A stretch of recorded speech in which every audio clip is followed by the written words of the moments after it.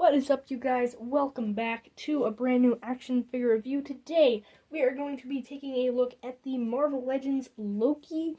This figure came out back when Avengers Endgame came out, part of the Hulk Build-A-Figure wave. I know I did review this figure already in the past, but that was not a very good review, and I am planning on going back and reviewing some of those figures that I reviewed in the past, but just wasn't very good at reviewing at the time, and I'm going to be starting off with none other than Loki here. With all that being said, let's get right in. So we're going to start off by taking a look at the packaging, and you can see here there is a nice window where you can see the figure and everything it comes with. A Loki logo right down at the bottom there. A Marvel Legends series right there at the top. On the top of the box, there's a Loki logo, and you can see right there a Hulk Build-A-Figure logo. On the side of the packaging, there is some stunning artwork of Loki there. I love the artwork on the back of these, or side of these boxes. On the back, you can see there is an image of that same artwork with other figures you can collect in this line. There is a read-up on Loki right there, as well as the Build-A-Figure that is for this wave. On the side, there is another image of that Loki artwork. And yeah, on the bottom, there's nothing much. But with that being said, let's get right into the figure and its accessories. Starting off this review by taking a look at the accessories. He only comes with this one accessory, but he also comes with the leg to the Hulk Build-A-Figure piece, or Build-A-Figure. You can see this sword is done really nicely. I do love this silver paint they have going on. That looks amazing. Mine is a bit warped, but that is okay. You can see here that's not big of a deal. You can straighten that out, and yeah, it's fine. You can see here they did paint a green gem right there on the handle, and yeah, they did a really nice job of sculpting this thing. And you can see here by this image on the screen that it does fit in Loki's hand really well. And yeah, that is all for the accessories, but I did want to mention these two daggers that came with a Drax Guardians of the Galaxy figure do work really well for Loki's daggers. I'll put a few images of him with these on the screen. They work really well, and I do believe that the upcoming Retro Wave Loki, which is practically this figure, will come with something very similar to that. So I just want to point that out. And yeah, that's all for the accessories. Now let's take a look at the figure. Alrighty guys, here is Loki out of the packaging, and I gotta say, this is a fantastic looking figure. You can see the body mold.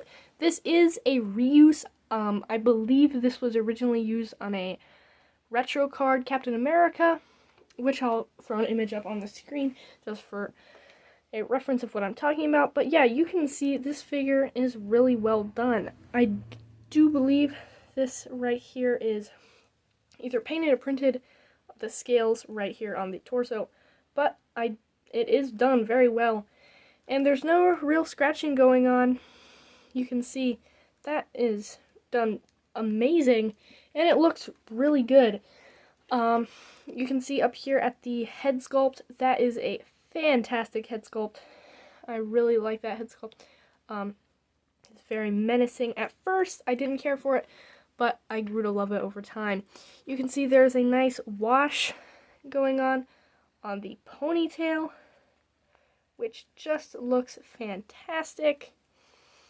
You can see this collar piece right here is loose, but when you pose him around and get him standing on the shelf, it doesn't flop around too much, and it doesn't look bad.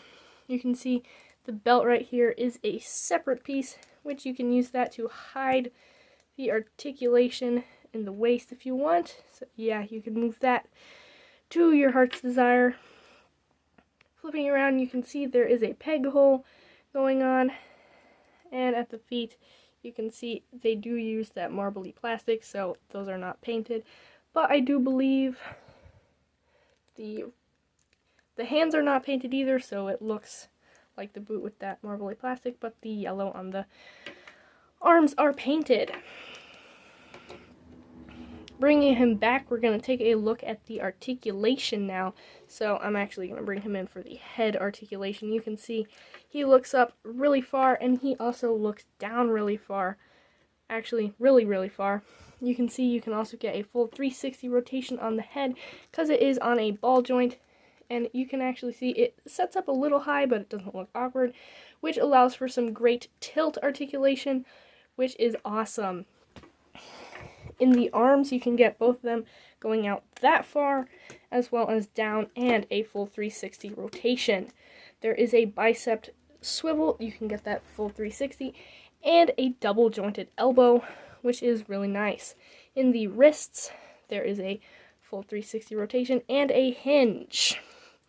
In the torso, you can see there is an ab crunch that goes down that far.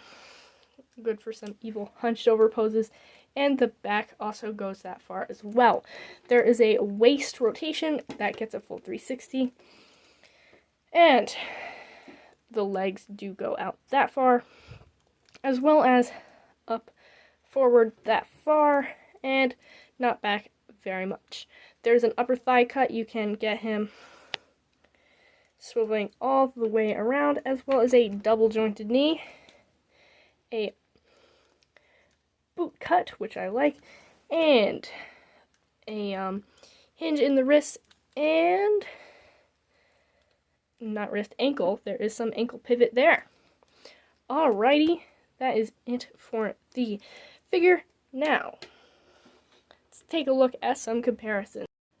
For the first comparison, here he is next to the Marvel Legends 80th Anniversary Iron Man, and for those wondering why I haven't reviewed this figure, it's because I picked it up at a thrift store, so he didn't have any of the accessories, so I figured why would I review him if he doesn't have anything. Anyways, here he is, and you can actually see Loki is a bit taller than Iron Man, which I feel like Iron Man should be taller than Loki, but hey, he is half frost giant after all, so I guess it makes a little bit of sense.